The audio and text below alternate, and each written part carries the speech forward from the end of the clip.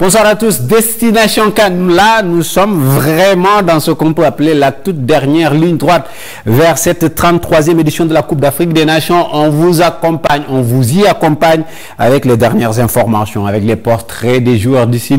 Bien sûr, on se familiarisera sur les différents champions qui ont eu le bonheur de soulever ce trophée-là. Et on reviendra bien sûr sur les avis de la rédaction sur les faits marquants de cette Coupe d'Afrique des Nations, très riche en histoire, bien sûr. Avec moi, comme depuis le début, Amadou Bellabari, bonsoir. Bonsoir à vous, bonsoir à tout le monde. Ravi d'être là pour ce 7e numéro de Destination CAN. Voilà, les équipes sont en train de partir. L'Éthiopie même est arrivée en Côte d'Ivoire. C'est la première équipe à débarquer sur les terres du Cameroun. Entre autres informations qu'on surveille pour vous, c'est dans Compte à rebours.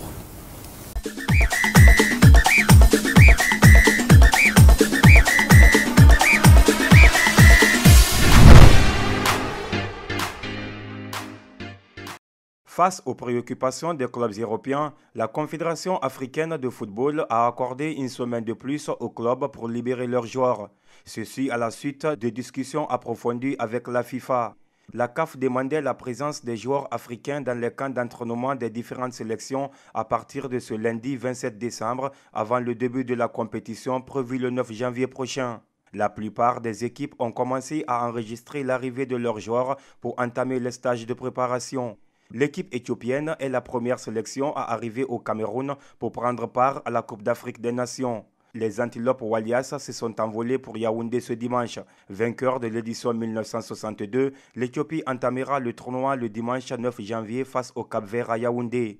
Bertrand Traoré portera le brassard de capitaine des étalons lors de la Coupe d'Afrique des Nations. L'annonce a été faite par le sélectionneur lui-même, Kamou Malo. L'ailier burkinabé qui revient d'une blessure est entré en jeu à la 73e minute dimanche lors du Boxing Day. Son équipe Aston Villa a cependant perdu à domicile devant Chelsea 3-1. Une autre nouvelle concernant toujours le Burkina Faso. Retenu pour disputer la CAN 2021, Yacouba Nasser Giga, défenseur du FC Bâle, aurait décidé de rester à la disposition du club suisse qu'il a rejoint cet été. Présent dans la liste des 29 étalons présélectionnés pour le tournoi par le sélectionneur Kamou Malo, le défenseur se serait aligné sur la décision de son club, selon l'ancien international Aristide Bansé, aujourd'hui membre du staff.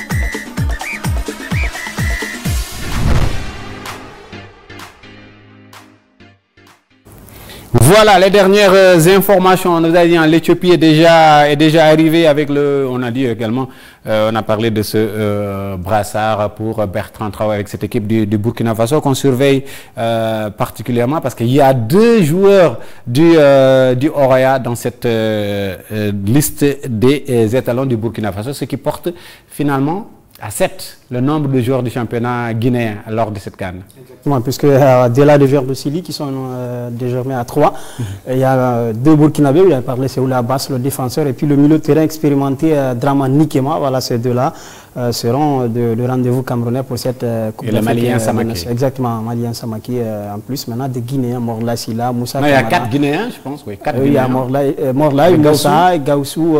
Non, par le joueur du Orea d'abord. Oui, du Orea. Non, tu parles de joueurs du championnat, oui. Exactement, c'est Moussa Fodé qui est l'ouvertement appelé et puis Morla Silla.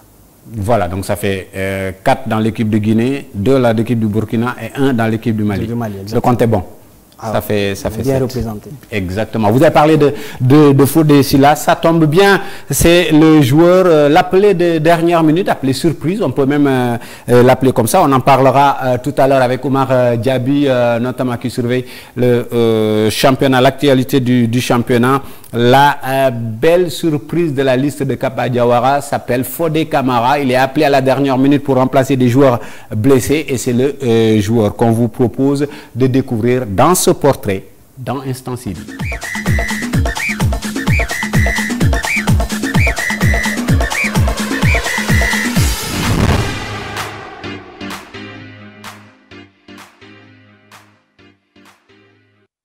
Fodé Camara, on le dit être le chouchou du coach Lamine Yaye, vrai ou faux? Juste un sourire en guise de réponse, mais en réalité, Ce n'est un secret pour personne. Fodé Camara est devenu dans le groupe du Oroya un joueur qui compte. Sa technique, vivacité, vision et engagement dans le jeu sont autant d'atouts qui font de lui un homme fort apprécié du staff technique, un homme venu de loin, des débuts pas faciles. Si tout le monde arrive à connaître Fodé, c'est par rapport à son courage et il a beaucoup écouté, c'est le plus important. On était dans la même équipe, informel à Tombolia. Maintenant, Fodé m'a demandé si je peux l'envoyer dans Oroya Junior. En ce moment, moi, je venais juste de quitter là-bas. Ça fait peut-être 2 ans, 3 ans que j'ai quitté là-bas. On était parti au stage au Maroc. Il m'a contacté, il m'a dit est-ce qu'il peut rejoindre Oroya Junior. J'ai dit je vais essayer de contacter le coach Diogo. En ce moment, il faisait 11e année. J'ai dit pour le moment, il faut s'entraîner là parce qu'eux s'entraînent à 7h, 8h. Là, tu ne pourras pas aller à l'école et puis s'entraîner en même temps. Maintenant, je l'ai expliqué, il n'a qu'à se patienter. Aller une fois à l'université, là, moi, je pourrais l'envoyer. Parce que je ne voulais pas qu'il abandonne l'école au profit du football pour le moment. Donc, c'est ce que je l'ai expliqué. Il m'a dit qu'il n'y a pas de problème, il va essayer de faire le bac. Une fois à l'université, il va revenir. Maintenant, j'ai proposé ça à Diogo. Une fois, quand Fodé est venu dans l'équipe junior, ils ont fait le texte. Diogo m'a appelé, il m'a dit ah, pour le moment, il ne peut pas. Mais moi, je vais le mettre dans d'autres équipes. J'ai dit ah, Diogo, lui, c'est mon frère. Il faut essayer de l'intégrer petit à petit. Tu lui mets en formation. Tôt ou tard, tu auras besoin de lui. Plutôt que prévu alors, parce qu'aujourd'hui, le Oroya a clairement besoin de lui. Après être passé par la réserve, son aventure en A commence véritablement avec le coach Victor Zonka qui prend la décision de le faire monter en équipe A. Ensuite, il passe par l'Académie SOR. Retour au Oroya finalement, il ne tarde pas à marquer les esprits. Et la partie qui me surprend chez lui, c'est sa partie technique, sa participation dans le jeu. Parce que petit gamin à l'époque, il était très agressif, il était dans le boss-to-boss. Il était dans le boss-to-boss et au jour d'aujourd'hui, il arrive à s'intercaler, à se moderniser un peu son jeu, à participer au jeu et techniquement à faire les apports offensifs. Donc c'est ce qui me surprend chez lui. Sa relation avec le coach Lamine Ndiaye reste spéciale. Il a la confiance du coach et dans son jeu, il essaye de la mériter. Beaucoup de travail derrière. Ah ouais, je sais, il compte beaucoup sur moi. Vu que je suis le plus jeune parmi les sentinelles. Et je dirais, grâce à mon travail aussi, il a confiance en moi. Et l'effort que je fournis sur le terrain aussi, il demande ça aussi à l'entraînement aussi. Donc je dirais que c'est ce qui fait qu'il compte beaucoup sur moi. Je dirais, bon, mon ambition dans ce club, c'est d'aller le plus loin possible avec le club. De grandir un peu aussi avec le club comme j'ai commencé ici. Donc j'aimerais encore faire mieux, beaucoup mieux avec le club et remporter des coupes internationales, voire même le championnat aussi, le championnat national aussi. C'est l'un de mes rêves aussi. Donc déjà je suis habitué, je vais dire comme ça, parce que c'est pas ma première année. Donc je me bats pour ça. Pour le jeune milieu du Oroya, Fodé Camara, c'est peut-être bien le moment, plus que jamais, de gagner pas seulement la confiance des coachs du Oroya, mais bien de toute la grande famille du football guinéen. Et ça passe par le match du dimanche 24 face au Stade Malien.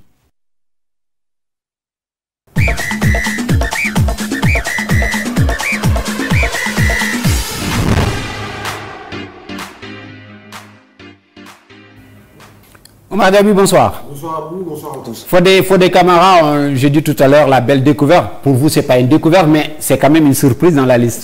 C'est clair que c'est une surprise, Fodé Camara. Une belle surprise d'ailleurs, parce que j'avoue pour ma part que j'étais un peu frustré de son absence, parce que, à mon avis, c'est vrai que l'équipe... Ah, vous le voyez-vous dans la... Moi, je le voyais, parce que l'équipe nationale...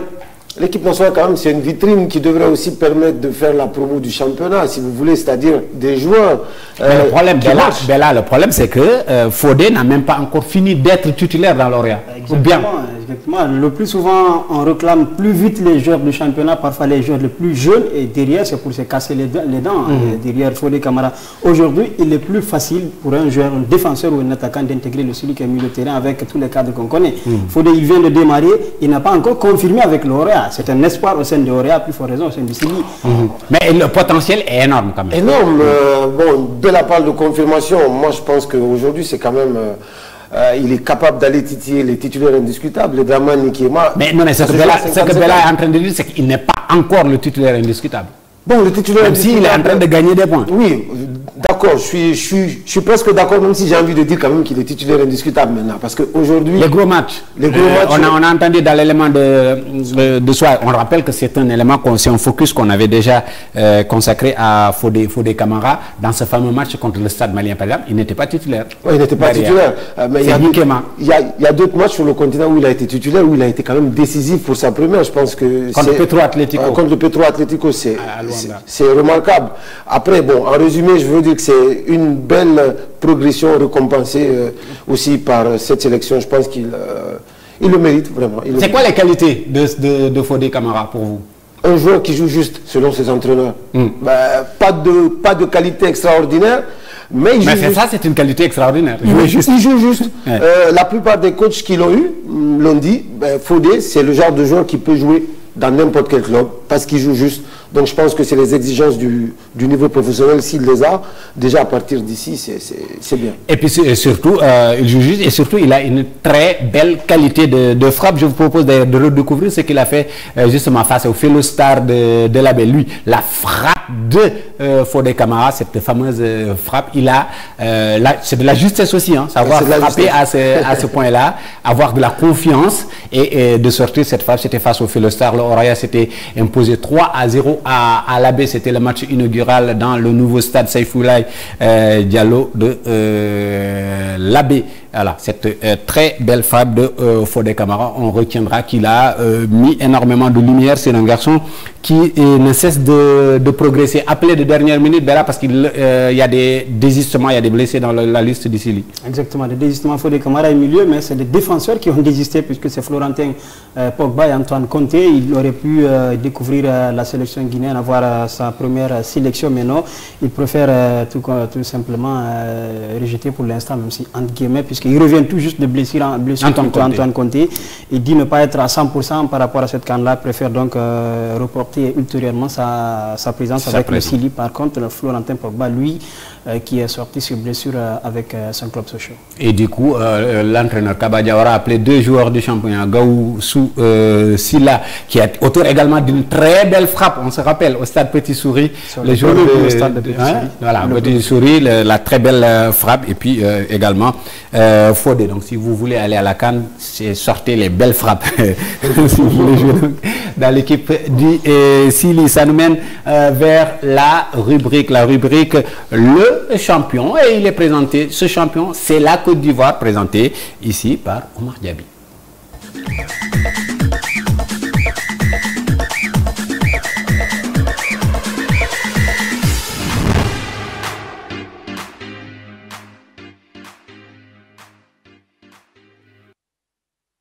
La Côte d'Ivoire est l'une des nations qui compte plus de participation en Coupe d'Afrique des Nations, 24 au total. Grâce à ses performances, les éléphants font partie désormais des sérieux prétendants pour la conquête du titre. Après des années de disette à la recherche du premier sacre, le pays de la Lagune ébriée rentre dans l'histoire lors de la CAN 1992 organisée au Sénégal. Conduit par Yao Martial, les éléphants feront forte impression lors de cette campagne en remportant la compétition face au Ghana. D'entrée de jeu, les coéquipiers de Youssouf Falikou Fofana frappent fort en terminant premier de leur groupe devant l'Algérie, tenant du titre. En quart de finale, la Côte d'Ivoire se débarrasse de la Zambie. Une finale contre le Ghana d'Abedi Pelé, remportée au tir au but grâce à un énorme Alain Guamene dans les buts. Avec une génération de footballeurs évoluant dans le pays, à l'image de Gadi Sili, Abdoulaye Ben Badi et Djabi Sekana, pour ne citer que cela. Depuis lors, les éléphants n'ont cessé de faire preuve de performance dans les différentes compétitions de la CAN. 3e place en 1994 en Tunisie, finaliste en 2006 et 2012 avec la génération Didier Drogba, Kanga Akale, Salomon Kalou, Aruna Dinda, Didier Zekura ou encore Kolo Touré. Le deuxième sacre intervient en 2015 en Guinée équatoriale. L'équipe conduite par Hervé Renard a remporté le trophée en finale contre le même Ghana qu'il avait affronté en 1992. La sélection ivoirienne a connu des grands noms de football qui ont marqué leur époque, à l'image de Didier Drogba, Ballon d'Or à 2 reprises, 2006 et 2009. Laurent Pokou, deuxième meilleur buteur dans l'histoire de la CAN, et Yaya Touré 4 fois Ballon d'Or. Pour cette édition, les éléphants de Côte d'Ivoire viendront forcément avec un statut de favori en espérant remporter leur 3e titre continental.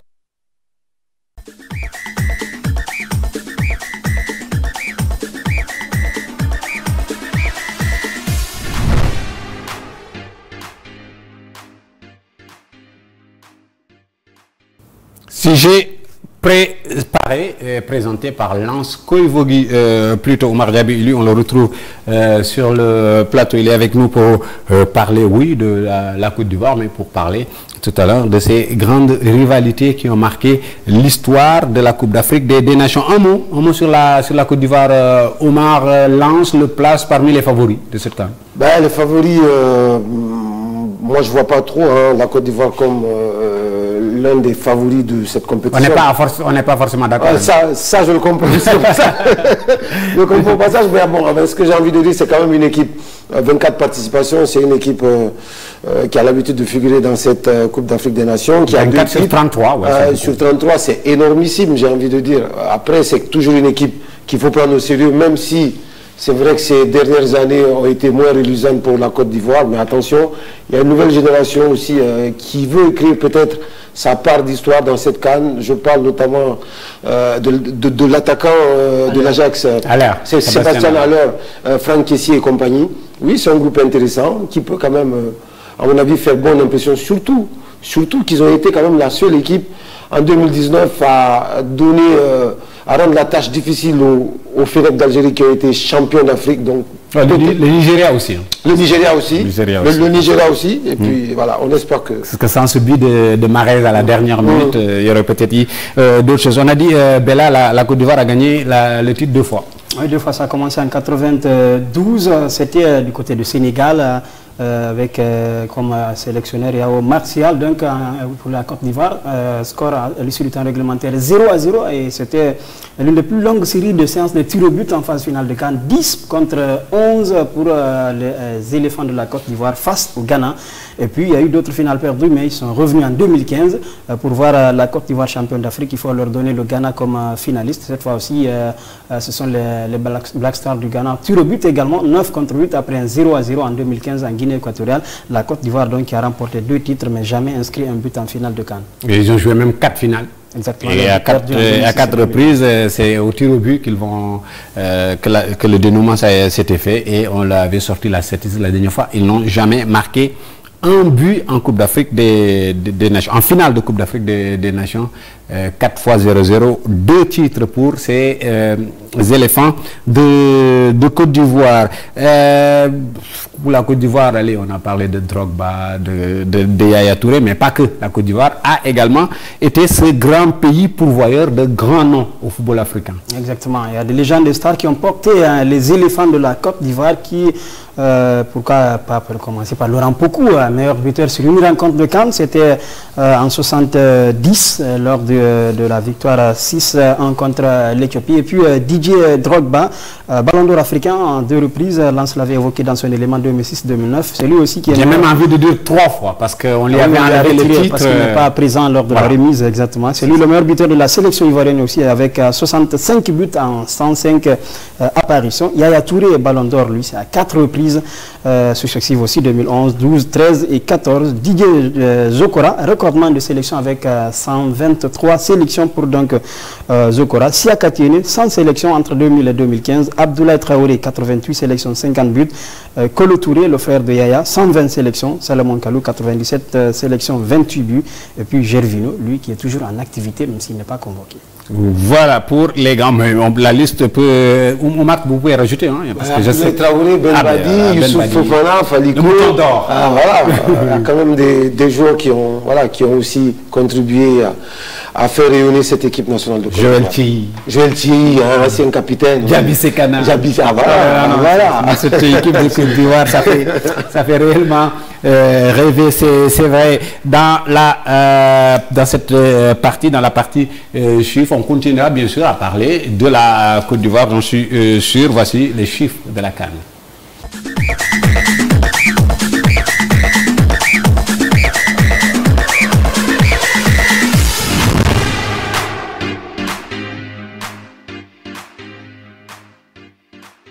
Le chiffre de la CAN, le premier c'est 2. C'est-à-dire, à l'heure où on parle, il y a 2 sélections concernées par la CAN qui sont au Cameroun. Donc, en plus du pays hôte, il y a l'Éthiopie qui est arrivée. 2, donc, c'est le nombre d'expatriés dans la sélection éthiopienne sur les 28 retenus par le sélectionneur Webbetu Abaté. 26 sont issus du championnat éthiopien et 2 seulement en dehors, même si en dehors aussi, c'est dans le continent. Il s'agit du milieu offensif Chimelis Bekele, sociétaire d'El Gouna en Égypte et de l'attaquant Moujib Kassim qui évolue à la JS Kabylie en Algérie. Donc, la liste de l'Éthiopie, 2 seulement. C'est l'équipe du pays. Ils ont amené leur équipe de Chan. Exactement. Et peut-être ça va être une des rares sélections. On surveillera ça bien sûr à avoir son effectif quasi 100% évoluant à domicile. C'était la particularité pendant longtemps. Ce n'est pas forcément un handicap. C'était la particularité pendant longtemps de l'Égypte qui ne jouait qu'avec des joueurs de son championnat et qui est quand même parvenu à gagner la Coupe d'Afrique des Nations autant de fois, le nombre de fois qu'on sait, 7 fois notamment. Les Éthiopiens sont donc là-bas avec 2 expatriés. Seulement, deuxième chiffre, c'est le chiffre 5. 5, on reste avec la Côte d'Ivoire dont vous avez parlé tout à l'heure. C'est le nombre de fois qu'un Ivoirien termine meilleur buteur d'une Coupe d'Afrique des Nations. Il y avait eu Eustache Mangli avec 3 buts en 1965. Laurent Poko à 2 reprises. Il avait inscrit 6 buts en 68, puis 8 en 70. Et puis Abdoulaye Traoré, 2 buts en 88, l'édition où il y avait eu 4 qui se sont partagés le classement de meilleurs buteurs, qui avaient inscrit 2 buts donc chacun. Et puis Didier Drogba avec 3 buts en 2012 lors de l'édition perdue face à la Zambie. Et ça, c'était une bonne question dans le quiz de bilan fin d'année. Qui l'a gagné d'ailleurs à la radio? S'il a emporté, qui a été sacré grand champion est là. Et puis voilà. Remporté par Amadou Belabari. C'est vrai, en plus c'était le meilleur joueur du tournoi. Il a été dans tous les matchs. Il a gagné la finale avec Sekou Koutoubou Keba au départ de Papa Alassane et Lance Koivogui notamment. On vous le rappelle. Et c'est une expérience qu'on va renouveler bien sûr à la radio, à la télé. Dernier chiffre, 129. 129, toujours avec les éléphants. 129, c'est le nombre de buts inscrits par la Côte d'Ivoire en phase finale de CAN. Les Fennecs qui ont participé à 23 CAN. Les éléphants. Les éléphants. Les qui ont participé à la 23, ils seront à la 24e en janvier prochain. La Côte d'Ivoire a joué 91 rencontres. Ils ont marqué 129 buts et pris 96. Son bilan est de 44 victoires, 15 matchs nuls et 32 défaites pour les éléphants. 129 buts marqués, et ce n'est pas la meilleure attaquante de l'histoire de la CAN. Il y a encore l'ogre égyptien qui est là, qui triste quasiment tous les records. On l'avait vu dans un précédent numéro de Destination CAN. Merci Bella, place à l'opinion, place à la chronique, et la chronique est signée Oumar Diaby.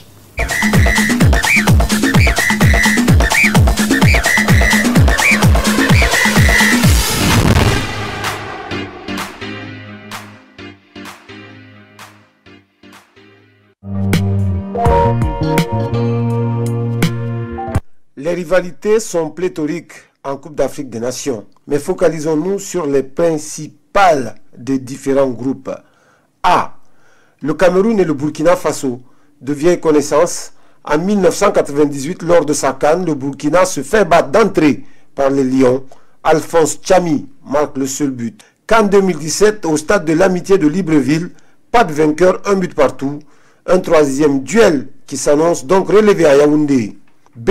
Le Sénégal et la Guinée, un derby sous-régional qui tourne à l'avantage des Lions de la Teranga. Les hostilités démarrent en 1994 en Tunisie au stade olympique de Sousse. 2-1 pour les Lions. Même scénario en 2006, lors des quarts de finale, Fendouno et ses coéquipiers battus sur le fil 3-2. Une revanche en l'air pour le Syrie. À venir. C.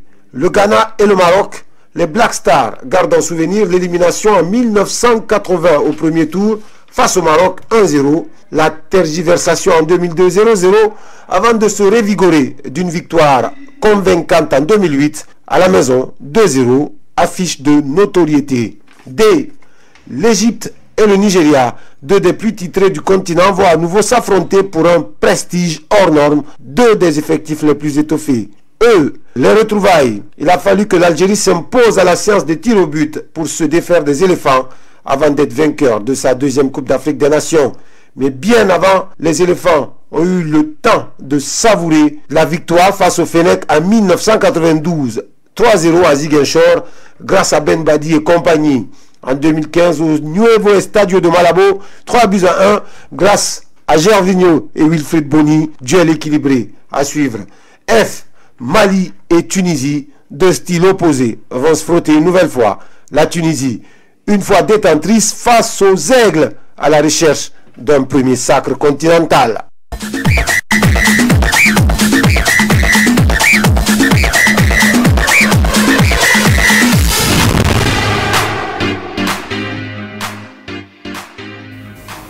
Voilà les rivalités dans cette CAN-là, pointées du doigt par Omar Diaby, parce que c'est vrai qu'au premier tour, on aura beaucoup de chocs, on va dire, notamment dans le groupe qui nous intéresse particulièrement, dans le groupe B, entre le Sénégal et cette équipe de Guinée. Dans chaque poule, il y aura comme ça, parce que la configuration des tirages fait qu'on aura toujours un numéro 1 et un numéro 2, et en général, les numéros 2 sont presque aussi forts que les numéros 1. Mais au-delà de ces rivalités internes dans les groupes de la CAN 2021 joué en 22, il y a une certaine rivalité qui s'installe dans l'histoire et l'actualité, en tout cas, de la Coupe d'Afrique des Nations entre les pays. Oui, entre les pays, surtout les pays, je dirais, détenteurs aussi de ce trophée au préalable.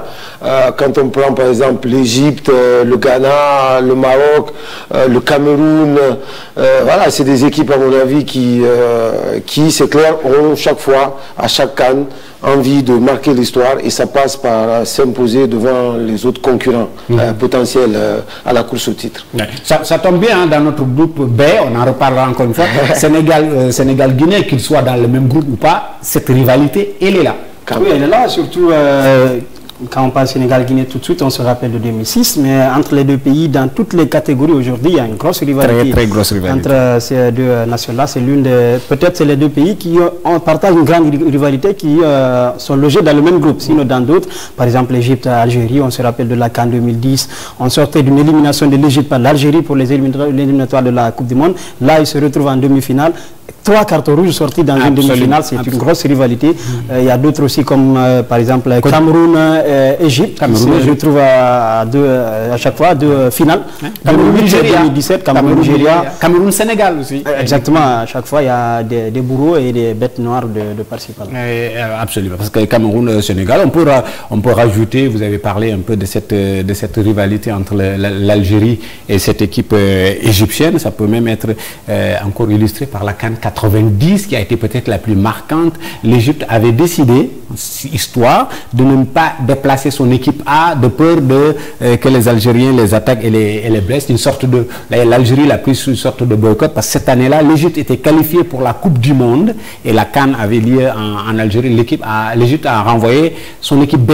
Et ça entretient jusqu'à présent cette très grosse rivalité qui existe entre ces deux pays. Vous avez parlé de Côte d'Ivoire, Cameroun, oui, il y a à boire et à manger dedans. Et puis également il y a eu Ghana, Nigeria, où alors cette rivalité entre le Cameroun et le Nigeria, parce que le Nigeria est peut-être le pays que le Cameroun a le plus battu avant de remporter un titre. Donc voilà, il y a toujours ces entretiens-là avec la Coupe d'Afrique des Nations. Ces belles histoires vont se poursuivre dans Destination CAN et dans la CAN, bien sûr, à partir du 9, dans toutes nos éditions, on va vivre entièrement et intégralement cette Coupe d'Afrique des Nations. Merci Bella. Merci. Merci beaucoup Mardiaby. Merci. Merci à toute l'équipe technique et éditoriale qui a permis la réalisation de Destination CAN. Rendez-vous au prochain numéro. Excellente fin de soirée à tous.